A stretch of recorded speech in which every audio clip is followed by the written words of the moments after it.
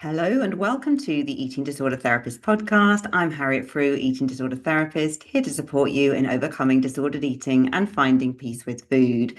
Now, today I am really thrilled to have Anne Richardson back on the podcast, and this is my first guest episode for over a year.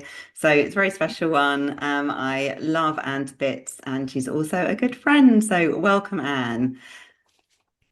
Thank you for having me as your first guest. That's really cool. So I just say a little bit about you, Anne. You are a registered nutritional therapist and you blend nutrition with cognitive behavior therapy. And I do believe you've just been on a bit of a cognitive behavior therapy marathon recently. Is that right? Yeah, I'm not sure marathon. I'm sure you're supposed to finish a marathon quicker than I finish my my course. But yeah, I've been doing like a diploma in CBT, and it took me forever. You have to do that alongside working full time, being a mum, making food and all of that. So it took me forever. But yeah, I'm done now.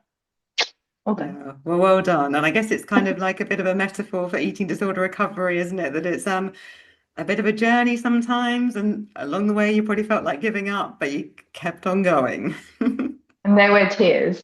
And there were tears and tantrums and all sorts. So let's just say a bit more about you. So Anne has a special interest in disordered eating and tends to work mainly with people with anorexia, orthorexia, OSFED, and also bulimia. And Anne has also had her own recovery journey, growing up in France and recovering though from anorexia. So she really has that personal hands-on lived experience, which I know many people really, really sort of value that and just sort of hearing, what it's like and knowing that you've had that experience on the road yourself.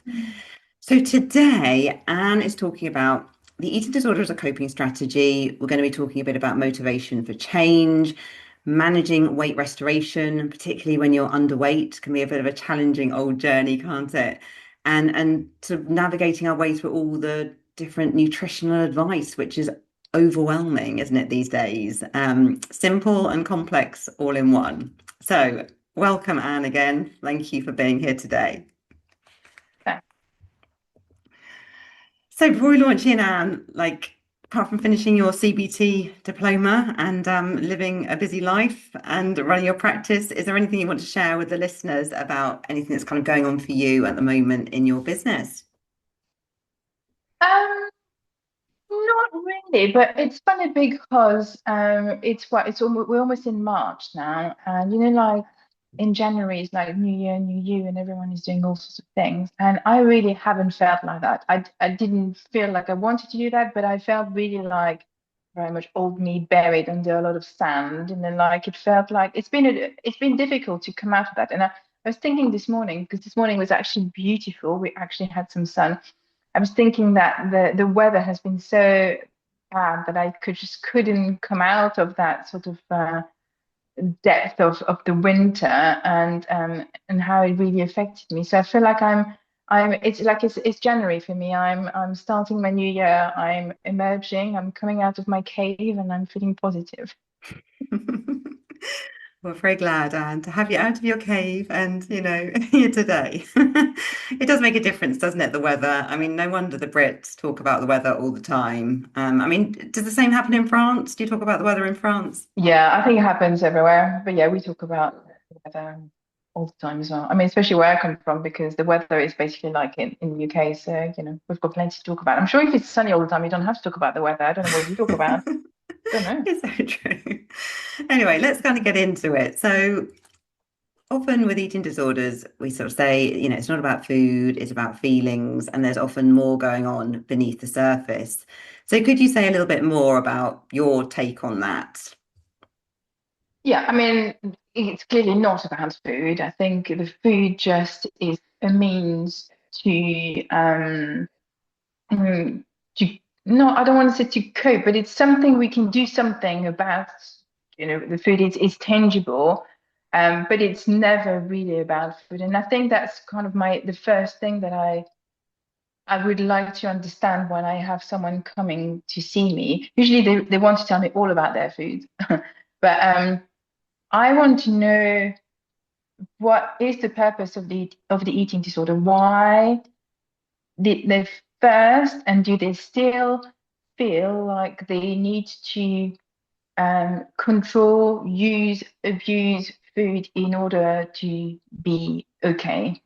Um, and because it's never just the food, it's there's something else there. And to me, if you don't understand what is the purpose of your eating disorder, I don't see how you can recover, because we're trying to almost take away or change something, the food, that the person is using in order to feel better about something else that's happened. Mm, but it can feel really like not violating, but like when you've been, working hard at an eating disorder, you literally have worked hard. You work hard at restricting and doing all those things which are really difficult, and you're actually quite good at it. So you don't want someone like me coming along going, well, actually, I think you're fine, that you need this and this and this, and we're going to change everything and make sure you have custard with your food. Because that would piss me off if, sorry, so it would really annoy me, because, I've worked really hard. Let's say I'm the one with the eating disorder. I worked really hard for this. I'm really good at this. I don't want this crazy French woman to tell me what to do. So that's when we need to understand what was the need to modulate the food, or to control the food, before we even talk about food, if that makes sense, or about changing the food. Does that make sense? It makes so much sense, doesn't it? You're really sort of meeting someone, I guess, much more where they're at, and rather than coming in trying to fix or change immediately, you're trying to really understand with curiosity and compassion how it's helping them cope, or whatever language you would want to use. But I guess it's a bit like a life raft, isn't it? Or something to sort of hold on to kind of keep you safe. It's I mean, perhaps you'd even like to say, like, what do you find that people are often, using the eating behaviors, what's underneath those eating behaviors sometimes when you're looking at how it's helping them cope or manage better? Yeah, there's lots of reasons why people do end up abusing food, and I like to sort of likening it to like a taggy. When kids are little, they often need like a cuddly toy, and often, at least in this country or in Europe, I don't know what it's like in other countries, but you can buy this little square of fabric with lots of little um, tags, and they like, often children like to sort of like twiddle those things. You know what I mean by the tagging? To me, that's kind of represents the eating disorder. At some point, the person needed some comfort for one reason or another, and they found this taggy, and it's really comforting. The problem is that a taggy for a child is not a problem. It's just a lovely soft toy or cuddly thing. But an eating disorder creates its own problem, and so that's why we're keen on removing it. But we can't just snatch it away in the same way as you can't snatch it away from a child, because they need it. And I often use this story. When my youngest was little, he had this little monkey that he liked, and actually used to twiddle the tag. But when he was at preschool, he was allowed to bring the teddy with him every day, and it was totally fine. But when he started school, there was this rule that you can't really bring your teddy anymore. But they're not super strict, and so at the start, he was allowed to take the teddy, and the teddy would sit on the table, and it was fine, and he would play Lego with everyone. Um, and then gradually the teacher said, oh, now the teddy can just go in your tray at school. So the teddy was going in a tray, and then the teddy would come with us to school, and then he would stay in my bag. And then obviously when I was picking him up, the teddy was there. And gradually the teddy just kind of went further and further away, and then it stayed at school. And now the teddy, to my major sadness, is in the cupboard, because he's 13, he doesn't need it. We're not going to get rid of it, but he doesn't need it. And the thing is, when he was little, when he started school, it was quite scary to start school. There was nothing dangerous about school, but to him, as a little 5-year-old, it was scary. So he needed that teddy. But had we tried to snatch it, it would have been really scary for him. So we just did it really gradually. And then he saw that actually school wasn't dangerous. It was quite fun, and he didn't need to have the teddy. And gradually, he let go. And I guess with eating disorder, what we need to do, not snatch the teddy or the taggy away. And also, the process of recovery is showing the person that it's okay to be scared. And maybe there were reasons to use the taggy to start with. But you know what? We can find other ways to make you feel better and ways that won't harm you because it's not a teddy, it's an eating disorder. And obviously that had an impact on your mental and physical health. So it's about, that's why I say it's about finding the purpose. What is the purpose of your eating disorder teddy? And can we find another way to um, fix that problem or to make you feel better without this teddy that actually is starting to sort of hurt you now? Does that make sense? That makes a lot of sense. I think it's so helpful. I always love your metaphors. My brain cannot work otherwise. I have to because I have images.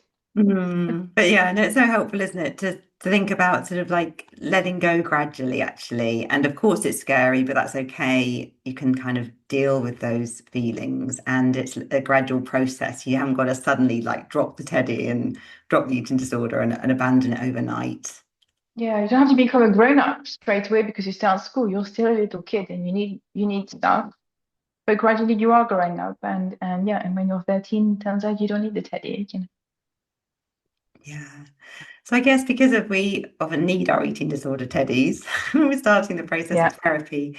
So motivation for change then can be quite up and down, can't it? Because of you don't want to let go of this coping Mm. strategy. So can you say a bit more about that? Because I guess sometimes people come into to work with you and they want to change, but they're also really in two minds about it. Yeah, and I see two different kinds of clients, really, broadly speaking. I see adult clients who often mm, are ambivalent, but they are much more motivated because often they have lived with eating sort of for a longer time, longer period of time. And so they're a bit tired and they want something else. And also, really pragmatically, they've made the decision to come in, to search for you, to email you, which is really scary to start with, to talk to you. And also, really pragmatically, they are the ones paying you. So they don't want it, ideally, to last 10 years because, it's expensive, this thing.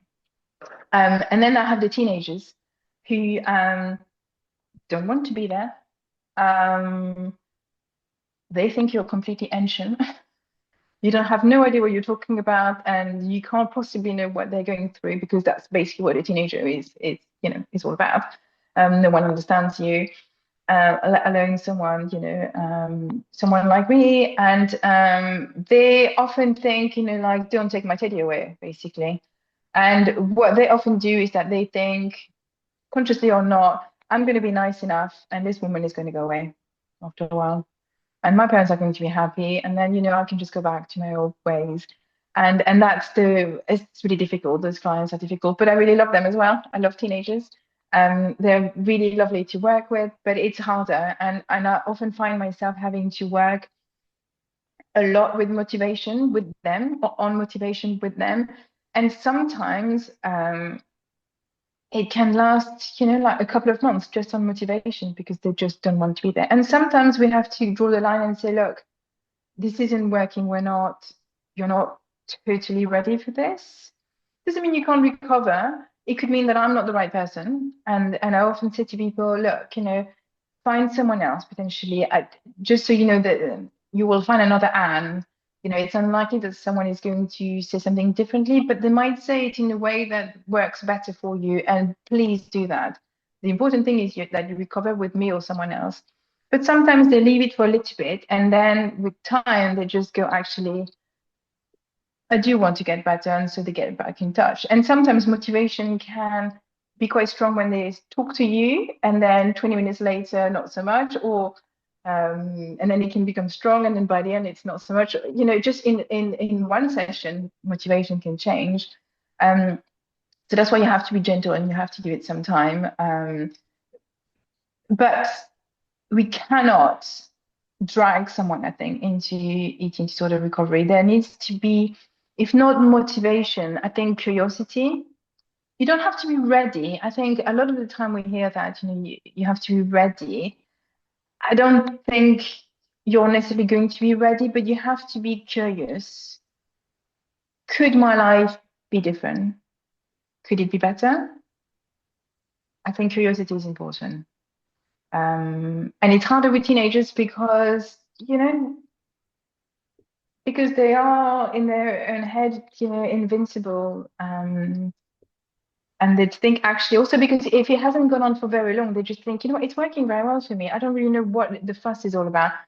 I wanted to lose weight. I've lost weight. I'm great at this. Everyone is paying me compliments. Why am I going to change? Are you nuts? Yeah, I think it's so helpful to share that and the importance of meeting your client where they're at, isn't it? It's like not forcing and recognizing that motivation fluctuates. People are often in two minds, feeling very ambivalent, and really working on that Mm. motivation first rather than often diving headfirst in the deep end. Yeah, and I think that's where sometimes more traditional places, I don't want to say the NHS because it's not the NHS, it can be in any country, but hospitals or camps, sometimes they go too strong too soon. And I understand why they're doing it. They want to save that person, and then they just go, look, this is information. If you don't do that, technically you're going to die. Your bones are going to crumble. You'll never have children. Like they go quite strong, and they are not wrong. And they have those meal plans, 3 meals, 3 snacks, and 2 desserts, glass of milk. We all know that the meal plans, and the meal plan is correct. I cannot fault that, but sometimes it's just scary and it's too much. And I think when you do that, you can lose the person, and and sometimes the trust, because sometimes let's say with camps, it's not like they have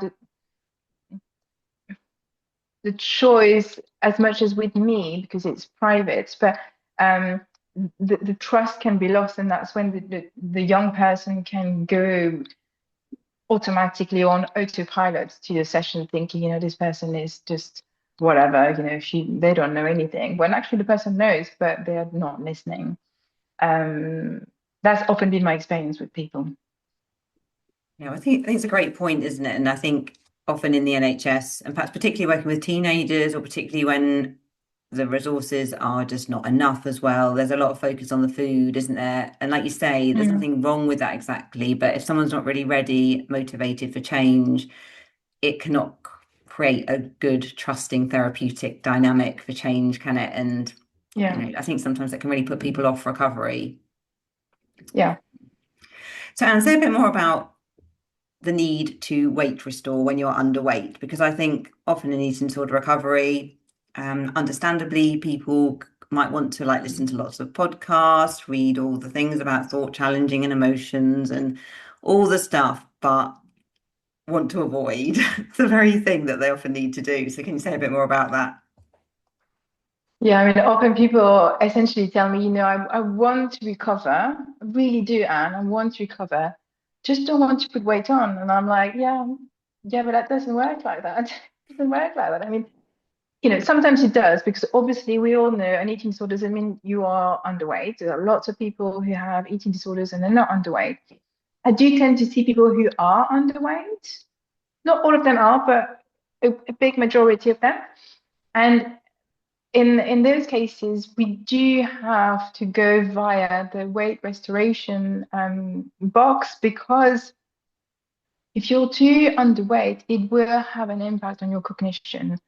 And in fact, I do turn down people who are too underweight, because I sometimes think, it's a waste of your money. And I'm quite honest with people. I just go, I'd like to help you, but it's a waste of your money. Potentially, it's also unsafe. You're going to hear me, but you're not, or you're going to listen to me, but not hear me. And that's because you are too underweight. And sometimes we can be in a situation whereby they're not so underweight that they can be hospitalized, but they are too underweight for me to see them, and it's a bit complicated.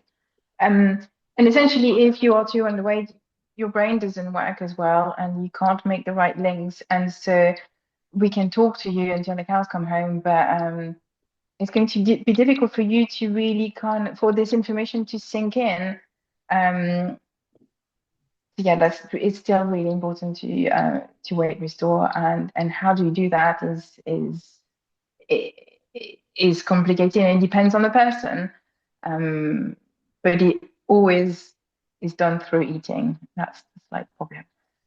So, and what would you say to anyone watching who is in that place at the moment that's recognizing I need to eat more, but I'm absolutely terrified? Like, how do you support your clients to surrender and begin to take those steps? I guess it's easier if you're working with someone because they can make a plan for you. And the plan, is not rocket science. It's not, a secret. It is going to be, the 3 meals, the 3 snacks, 2 desserts kind of thing. Obviously, if they're working with me, we will start where they're at. And my role is to get the balance right between meeting them where they're at, but pushing them enough that they're going ahead, or they are, moving on, but not pushing them so much that it's scary. And recently, I've had 2 cases. One person I was going gently, and she was quite straightforward with me or honest with me. She said, "Look, you need to push me more." And I was like, right, let's go then. And we did. And when it was too much, we would say, well, it's a bit too much now, just calm down. But anyway, she did so brilliantly that she's gone now. She's lovely, and she did really well. And yet I had someone else at the same time, and just me asking for 3 meals freaked her out so much that she stopped. So I have to sort of balance that correctly. And if you are not working with someone, then have this plan at the back of your head of the 3 meals, 3 snacks, blah, blah, blah, blah. See where you're at and try to push yourself. And I would say maybe you sort of write this down, say, like, okay, you're having just 2 meals right now. The obvious choice would be to have another meal. So when would that meal be? What could it contain? And force yourself to do that in a fairly mechanical way. Um, it's almost like it has to happen. And that's why working with someone is kind of a little bit easier, because people can, and I often say that to people can blame me. You know how the eating disorder can be really nasty and go, you shouldn't be doing this, shouldn't be doing that. What I say to my clients is that, hey, you haven't decided any of this. It's all my fault. You can just tell the eating disorder is that Anne person, I don't have any choice. She's making me do this. Obviously, I'm not there kind of forcing the food down them, but I take all the blame because it's easier. And when you're on your own, it's very much your decision. Um, but then you have to think of the motivation. If you really don't want to do it, think about your purpose. Why is it that you're doing this? What do you want to get? What would your life look like if you didn't have that, manky teddy that you're dragging along with you? Could we try and use that to help you and have that third meal, or even if it's just like a quarter of that meal, can we just, like edge towards it? Sometimes I tell people to do mood boards. What would your life look like? And we've got like, skiing and pets and boyfriends, like sometimes people make placemats. So it's literally there when they're putting their plates down and they see all their life ahead. It can be quite helpful. But I would say start. And I think the important thing as well is that you really cannot get better by thinking it. You can't sort of, what is it called? Manifest. You can't manifest your way out of an eating disorder. Yeah, you've got to It's take the lovely action. to think about it. Yeah, it has to come through action. And the scarier the action, I would say, the more likely it is that it's going to have a positive impact. Essentially, whenever you do something that is really scary, that the eating disorder hates, it's a really good clue that it's something that is going to help you. And that's the difficulty of it, because the more you do that, the more you get shouted at by the eating disorder, the more uncomfortable it is. And the more likely you're going to think, you know what, stuff it. I'm not doing that. It's way too hard. And actually, staying with my eating disorder and being hungry all the time is much easier. Thank you very much. I'm not doing that. And that's why people are ambivalent, and that's why people relapse. And that's totally understandable. And I think our job is also to tell people, look, it's going to be horrible. Just so you know, working with me is going to be horrible. You're going to cry.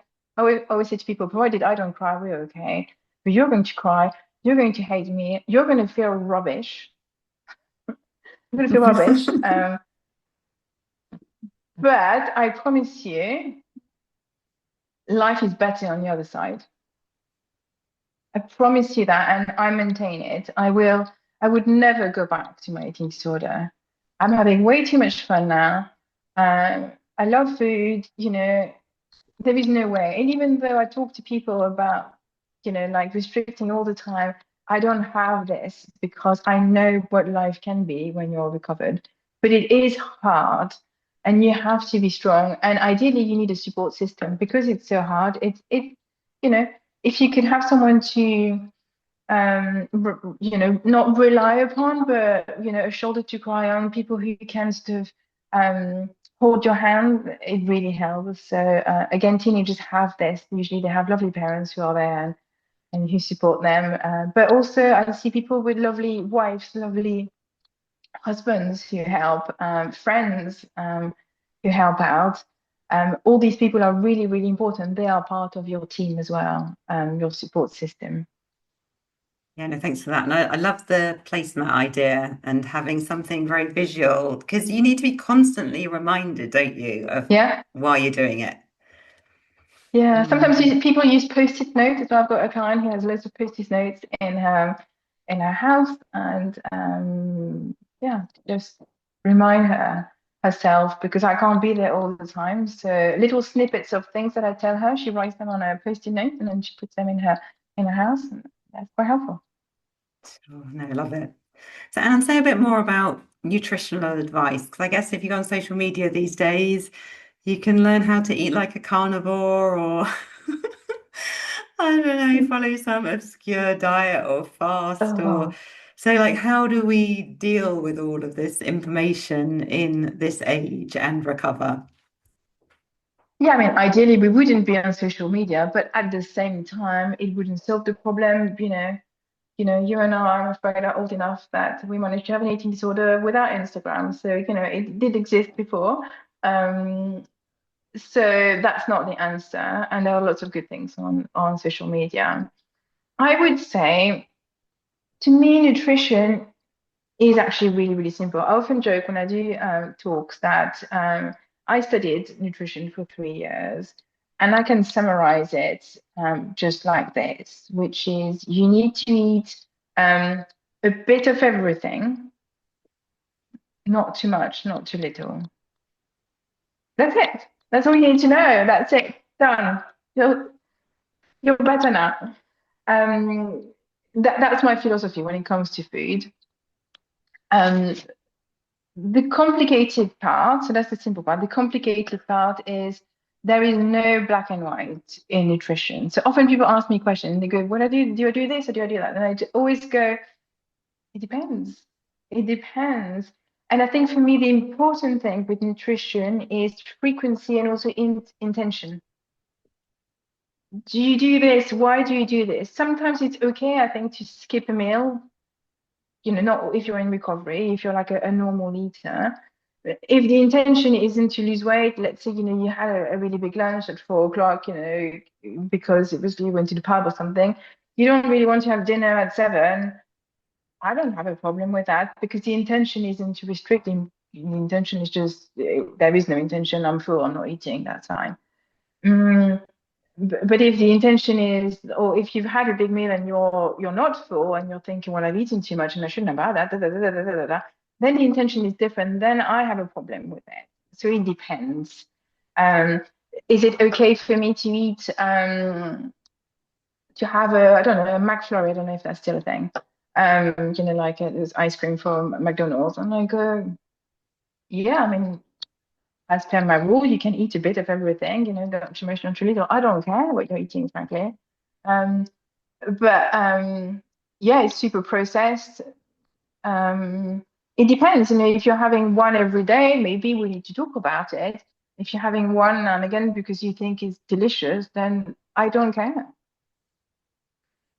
So that's kind of my rules when it comes to nutrition. It should be relatively simple, but the application can be complicated, and it's a lot of gray and it's a lot of it depends. There is no black and white, and I guess maybe that's like a little clue.